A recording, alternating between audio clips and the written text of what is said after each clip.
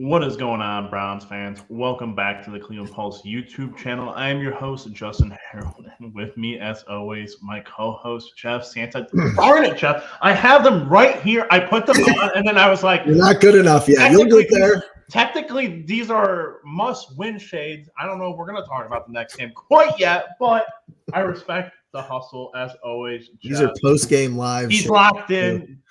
Post-game live. I love it. I love it. But, Jeff, we are here to talk about the Week 11 matchup against the Steelers, where your Cleveland Browns, for the first time ever, get back-to-back wins against the AFC North rivals, the Baltimore Ravens, and this week, the Cleveland Browns top the Pittsburgh Steelers 13-10 in probably one of the most boring offensive games I've ever watched. Oh, my gosh. But still, what we've talked about in recent weeks, Jeff, pulling out the nitty-gritty wins, just like AFC North football has always been, and just an incredible win. And, puts us in a position that we haven't been in forever, 7-3 for the first time I can remember in a long time. Right. And, right behind Baltimore for first place in the division. So, Jeff, obviously we've now gotten a win over every divisional opponent. What are your thoughts? Well, first of all, let's welcome people. And we got 6 people in the chat. MZC, third month as a member. Shout out to the kid. Jake D always repping. It's been good weekends. We've been having these weird good weekends for Cleveland sports. Cavs take care of business. Browns take care of business. We're talking about it all here on the Cleveland Pulse. Here's the thing, Justin, if I may. Yes. This team, we've missed the mark with this team again, and let me tell you how. Because me and you both predicted wins this week. Not what I'm talking about. Me and you were both losing it after the Ravens victory. Not what I'm talking about. What we discounted about this team is that we just thought that we wanted them to win. We do, but they've gone a step further, and they've actually learned how to win. Yeah. And I've never seen it in being a Browns fan, in the Browns fandom window. I've never seen it like this before. Some teams, they could kind of mosey around, the NFL, beat teams that they're better than. That's cool. That's fine. We've done that, and we've done that, even over the top more to a greater degree. This team, these players, led by the defense, led by Myles Garrett, game ball, by the way. Double O, game ball, by the way. Led by the defense, has taught the rest of the locker room how to win. And it's these games that show you week in and week out, especially the last 2 games in the division. You hit the nail on the head. Every team in the division has been beat by us, and you have an opportunity with Cincinnati, the last game of the year, to go 4-2 in the division. Exactly what you're looking for. Yeah, absolutely. And I mean, you talk about giving out game balls, and obviously you name a couple of guys on the defense. Obviously, and this is going to be a tough one because offensively, again, very boring game. But obviously we know that, Jeff, between the two of us, obviously special teams, we already know who we're going to give that to. Hopkins closing in on a Phil Dawson record at 90 points, I believe, right now. Wow. Phil Dawson set the record for the Browns at 120. Did not know that. We'll see. I don't know. It's quite a few points to score in the last seven games of the season. Who knows? He could get there. But obviously game ball to Hopkins. But for me, you got to look on the offensive side and, a position group that hasn't been stellar for us almost ever, the wide receiving group. I'm going to give the game ball to Elijah Moore, who I think, has been coming on recently. Obviously, early season woes with the reverses and the sweeps and just being a running back, I guess, for whatever reason. But obviously last week he gets his first touchdown, and now he led the team in receiving and catches, something that obviously he only had 6 catches for 60 yards. Not phenomenal by any means, but big catches. When we needed them secure, he, I think, led the team in targets and receptions. So obviously big thing there. But just I think I like seeing him, kind of like you said, Jeff, like he's kind of filled into his spot now, and he's learned what he needs to do to be an active member of this offense and be, a beneficial part of this offense instead of just being kind of like the sweep guy. Yeah, I mean, I think I already alluded to, some of my player awards for this week. Myles Garrett, double O, defensive line in general just seems like they're just the best Clicking. team unit. They're the best unit on the field, both sides of the football, both teams every week. So 1 Myles Garrett, 1 to double O. Obviously, I'm giving 1 to Hopkins. That's pretty much a given. Turner says game ball defense as usual. Typically Turner loves the defense. We love Turner, and Turner loves the defense. Oh, yeah. Game ball to Hopkins. Game ball to Dwan Jones. I'll throw in there late because how many games against the Steelers since they drafted TJ Watt could you look at the totality of the 4 quarters and be like, oh, he didn't really wreck the game. He didn't do that. He had 1 sack? Okay. Yeah. He's one of the best edge rushers in the league. Congratulations. And Dwan Jones was in the game for that play. And that's what I was going to say. What's crazy for that is that I think he was still on rest, which means he wasn't 100%, and he still owned him. No strip sacks, no big hits. Loved it. So easy game ball to Dwan Jones. Jeff, I'm gonna have to, so we can pull it up as a clip, but I'm gonna have to find that's the play. Double O. Obo gets one. Yeah, Obo is. Oh man, I gotta find the play where DeWande just lays down on him. I've been seeing that play all over Twitter. Let me find it. I'll pull it up. We gotta find. I mean, how like between him, Newsome, Emerson. I mean, the drafting history for Andrew Berry is really just speaking for itself. And you're gonna have your net negatives. You got rid of Cade York, whatever. But somehow he turns drafting Cade York into a brilliant move on the back end by getting rid of him. He didn't even really miss in that situation. At the end of the day, sure, you miss a 4th round pick. You flip Donovan Peoples-Jones for the same selection that you got him at, and you got you used years as far as having control of him. But I mean, the dude's just drafting at such an elite level.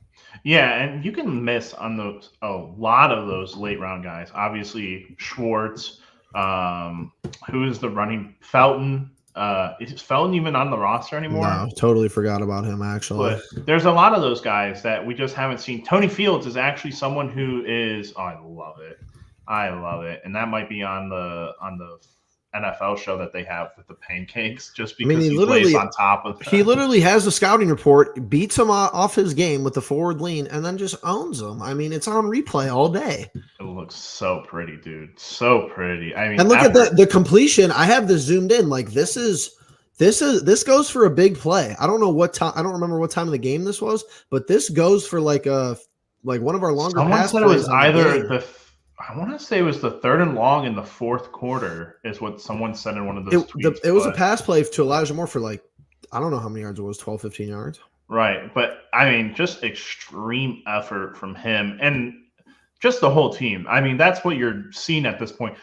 Again, we have to acknowledge that Rodney McLeod out for the season now, another player out for the season, and we continue to win games. And these are not just offset pieces, they're not special team guys. These are guys who impact the game at a high level that we're missing at this point. Multiple tackles, your quarterback, your running back, safeties now you're down 2 safeties because Juan has been out for the past couple of games. And so you're really just like Jeff said, we really just didn't have the mark on this team to start the season. I don't think we could have ever imagined this kind of output in general. And it's all effort. And you can see it on the defensive side, especially now with a lot of these names like JOK, Grant Delpit, who were highly drafted guys.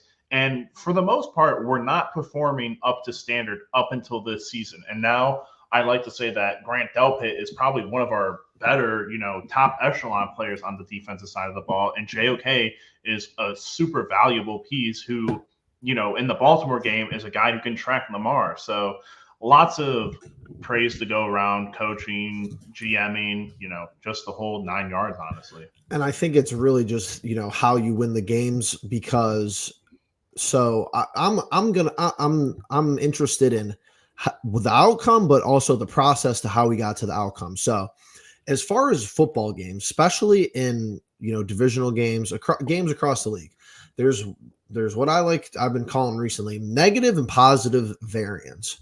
That's kind of like, okay, what nonsense goes against you and what nonsense kind of goes your way. You see it all the time.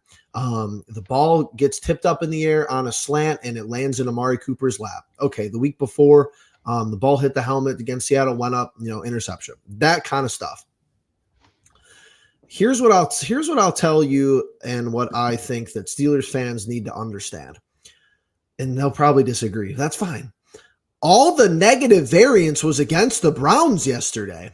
And you still you still won the game. You won, you give up, you're one play away from basically holding them to 3 points.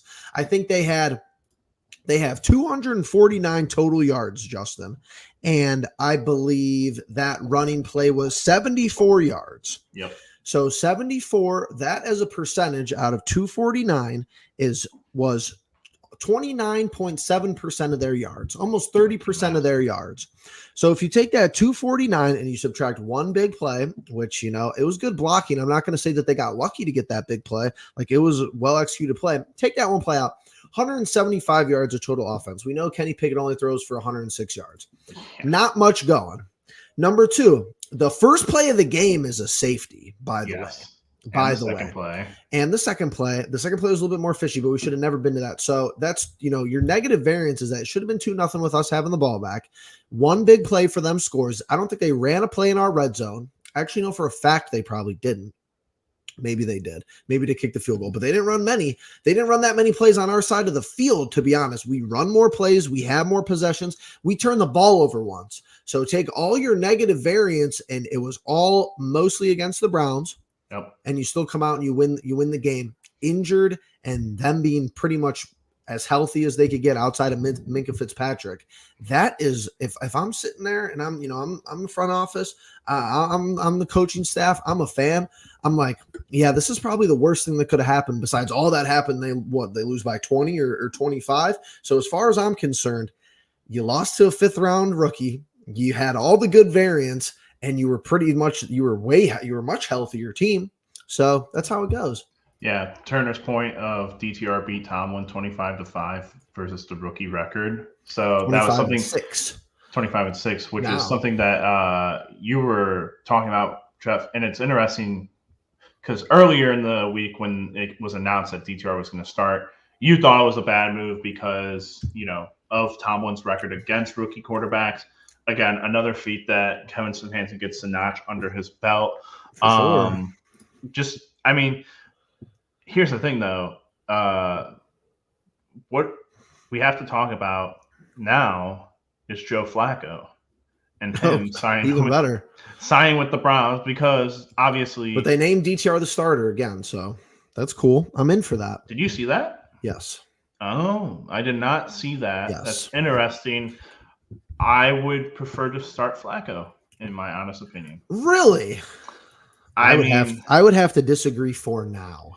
Maybe you're right, just because Pittsburgh does have a good defense, and it's always good against us in specifics, but I just don't know. There were, again, same thing in Baltimore, where there were just plain balls that hit that DTR threw that hit Baltimore and Steelers guys in the hands that should have been interceptions. I can't get behind it. I don't know that Flacco's going to have any arm strength, but he might be a little bit more accurate and better with the timing. That's the big thing. Timing wise, DTR just doesn't have it. And in the games and who knows, the schedule gets easy from this point out, but when we get into the playoffs, are we really going to want DTR back there instead of Flacco? You know what I'm saying? Here's my thing, and I get your thought process. However, this week is pretty obvious because I don't think you're throwing Flacco out there off the couch, new playbook. Absolutely. This week is pretty obvious. Yeah. I don't know, man. Like, I need a valid game from DTR that I still felt like yesterday there was like a lot of BS. Like, I feel like his stat line and the feel around him is significantly better if David Njoku could catch the football. Like That's also true. He dropped a touchdown. Like he might. Same thing with Jerome Ford. David alone could have added like 50 or 60 yards to DTR's stat line, and we're kind of sitting and a touchdown, and one touchdown, one interception. What he would have probably had. How many did he end up with anyway? He had. How many passing yards did he have, Justin? He had 165 passing yards. So, if you go over 200 with 23 attempts. Right. And he's 24 43. And what was there, 5-6 drops? Like you're looking at 30 out of 43, 200 yards, 1 touchdown, 1 interception. If that's like a competent game from our wide receivers. I'm not too upset with that as far as his second game as a starter against the Steelers defense. I think that's fine. But my thing at the end of the day is, and I agree with you. I think Joe Flacco, his, veteran presence probably has a chance to maybe win you a game against a team that's better, but Flacco is going to be a statue back there.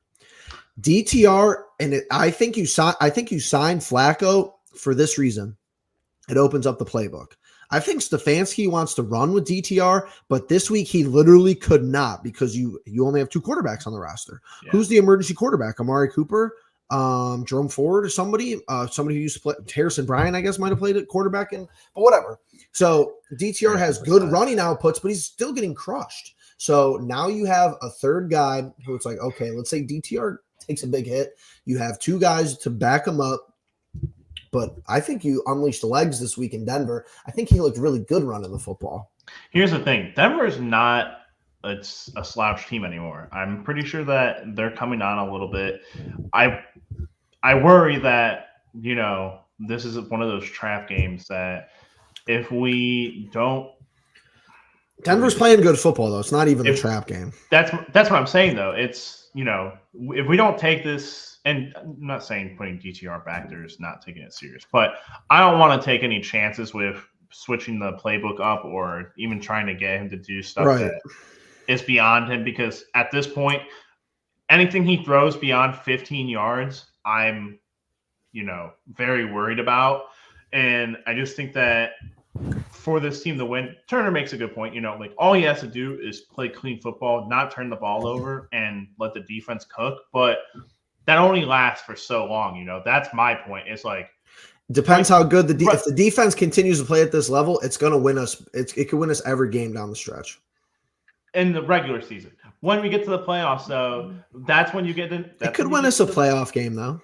It could win us a playoff game. Sure. But I don't want just a playoff game, Jeff. I'm a little greedy. Sure. But that being said, But I think these 2 points back to back in our chat are like the perfect conversation because, like, I get Jake's frustration, I get the fan base's frustration, but like you can't do both. Like you can't have DTR making risky throws downfield and win by 3. Like he turned the ball. Like yesterday was as conservative and training wheels and close to the vest Kevin Stefanski is going to give you. I know some of you might not believe that. He still turned the ball over. Like if he has 2-3 interceptions and a loss, or 2 interceptions and a lost fumble yesterday, we lose. We 100% lose. We didn't have good field position. If we lose this game in general, we're not as high. People aren't as high on him as they are today, as like people are talking about. Well, I mean, you're kind of warranted to be high on him today because of the drive. He leads the drive down the field. A game-winning drive. Oh, for sure. But he could have not done that, and we still might have won. You know what I'm saying? Yeah. I mean, here's the thing. What do you want Kevin to do in the situation that both the 2 backup quarterbacks can't throw the ball any further than Deshaun and you're playing TJ Watt. And you're playing TJ Watt. The running backs are hit or miss. Like you have 1 good Kareem Hunt run. You have 1.5, 2 good Jerome Ford runs, a touchdown and one where he kind of stutter stepped and bounced it out to the right-hand side. I mean, you're working, you're working with like scraps. So you're working with scraps. And it's no hate on anybody, but it's like, It's like, okay, David couldn't catch the ball yesterday. That's like your second best pass catcher sucked. Yeah. Amari's gonna Amari. Your running backs, you're facing a good Tomlin scheme. Tomlin knows what he's doing. Like the running backs did nothing yesterday. Couple of big plays, got the crowd going. That was it. That's all you got. Yeah. No, and I mean, again, you're playing with backup quarterback, backup running backs, and backup offensive tackles to the point where you're starting or you're putting a guy on minute restrictions. I've never heard. And who's the wide receiver for you? Cedric Tillman? Yeah, I've never heard of an offensive lineman being on minute restriction. Either they're not playing or they're playing the whole game, which is just interesting. But it's good to see that the team still overcomes a lot of obstacles, a lot of like difficulties in terms of whether it's play calling or whether it's the output or what we're getting out of guys like David Njoku. He's been on fire for the past 3 weeks. That was such a bad analogy with everything that happened. I was thinking it, but I wasn't going to say it. I mean, yeah, he was good last week. I said, dude, he would have had a great game yesterday if he would have caught. I don't even know, would he have 5 drops? If he would have caught 3 or 4, at least 3 or 4, though. he would have had an elite day.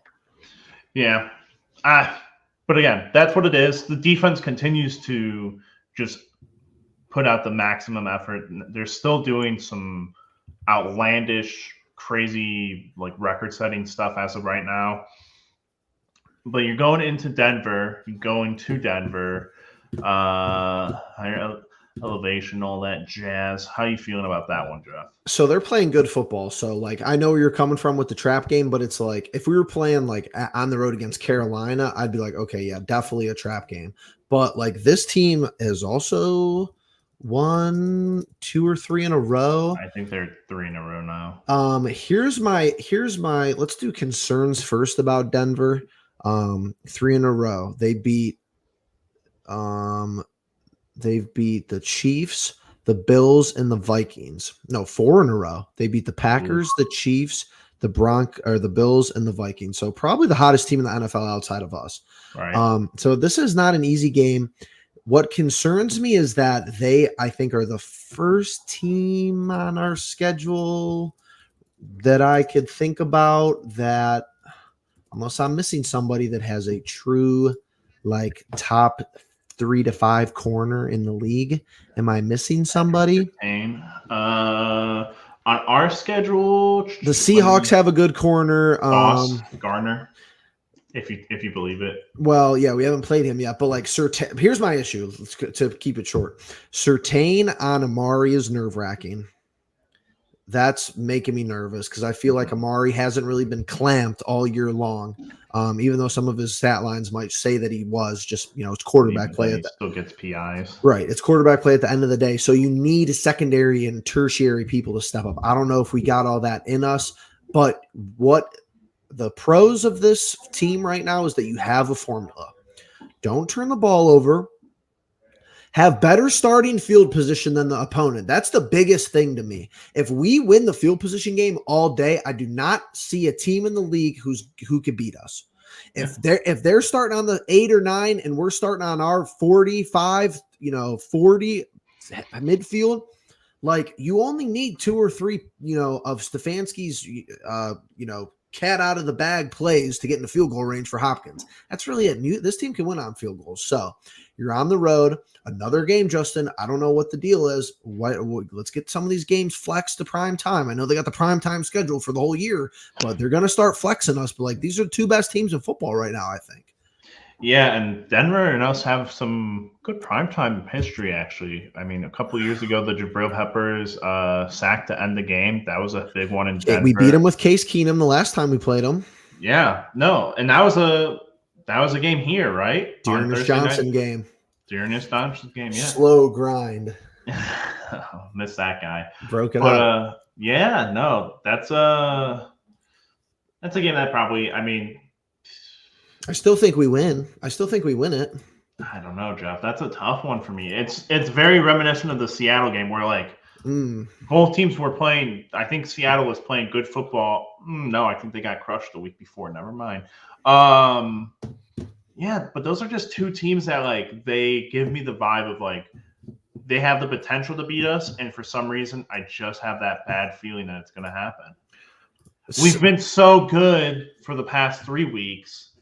it's just hard for me to be like, this is true. It's going to continue. But here's my thing, and this team has proven to me too many times to do this thing again, because other years, even earlier in this year, we'd come out here, if we win 2 out of these next 3, it'll be great. And is that an absolute fact? Obviously. Yeah. I'm done. I want every game in the win column. The Rams, I get it. These 2 weeks coming up are going to really test this team, not like they haven't been tested before, but you're on the road against Denver and you're on the road against the Rams. That's like not good. And then you play the Jaguars at home, another good team in the AFC. But I want all these games. Give me the Denver game.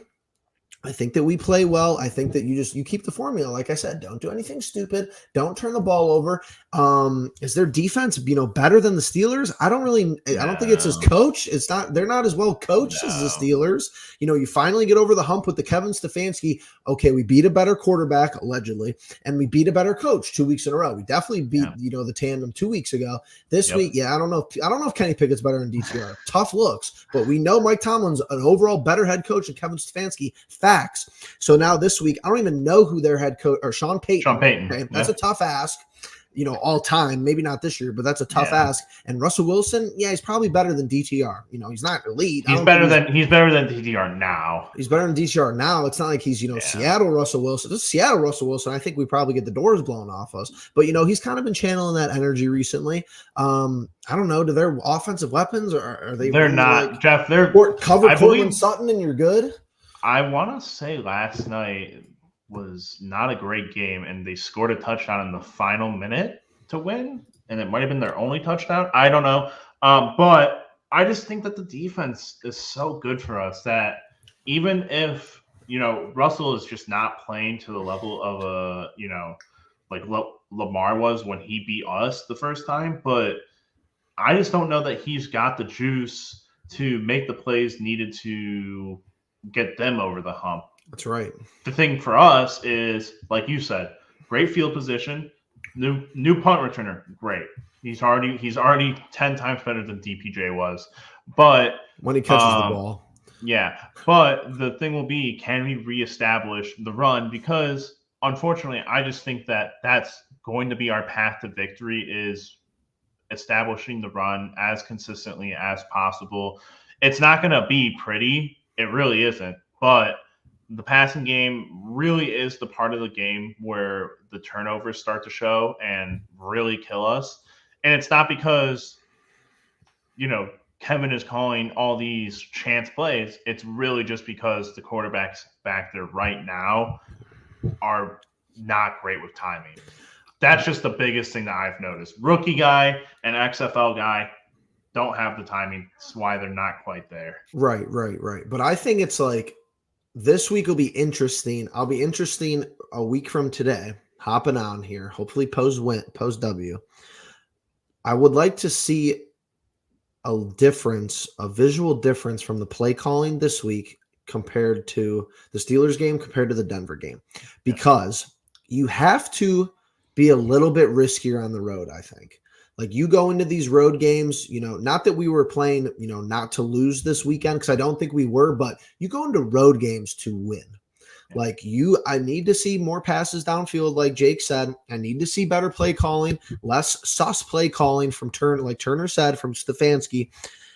That's just like, I think that's the biggest thing for me. Like, if Stefanski going to open it up and try these plays downfield against, maybe throw Amari Cooper's way, even with Surtain out there. You got to do something, though. You got to do something. Yeah, you got to get explosive plays. I think that's something that's been missing. Yes. We don't even have that with Watson, really, a couple of balls. Yeah, and I don't even know that has to be, gosh darn, it doesn't have to be a deep ball, but, we haven't had a good screen in a long time. Literally. And I can't think of anything else, but it's just what you missed last week were big explosive plays, and that's why the offense was just so stagnant. And once the run game was obviously out the window, like both when Ford got stuffed, and I think he got stuffed on that final run too. But right. Once it was obvious that neither him nor Kareem could make much room for each other, they just went straight ball passing, and that's what they had to do, and that wasn't pretty. So I think it's very obvious that the run game is going to be the focal point moving forward. Hopefully, they get good plans of attack. They get some guys back on the offensive line, get guys situated and whatnot. But Jeff, what else is there to say? Nothing. Keep learning how to win. Keep winning when nobody thinks you're going to. I mean, that's my thing moving forward. 3-0 for the first time since Kevin's first year. The team's already counted out, so go ahead and do what you got to do. Is my motto. Let's go and get number 4, but always 1-0, 0-0. And if you guys made it through all this way, we appreciate it. Everyone in the comments, Turner, Jake D, Bennett, as always, thank you guys for popping in. Make sure you guys are liking, subscribing, hitting the bell notification. We do always appreciate it. And if you guys are watching this after the fact, put your comments down below. Tell us what you thought of the Browns finally getting back-to-back wins against the AFC divisional opponents of Baltimore and Pittsburgh. But with that all being said, we'll catch you guys in the next one. Peace.